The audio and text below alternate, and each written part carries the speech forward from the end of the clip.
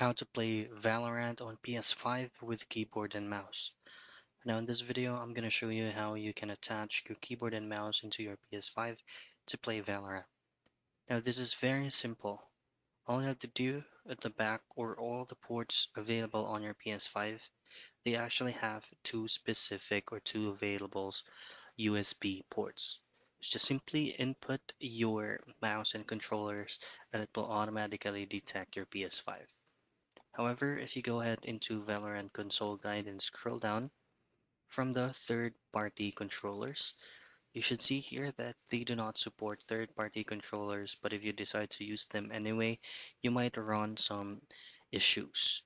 And then keyboard and mouse are not supported, and attempts to use them on console like spoofing will actually result in a ban. So you just have to use them at your own risk. And that is how you play Valorant on PS5 with keyboard and mouse.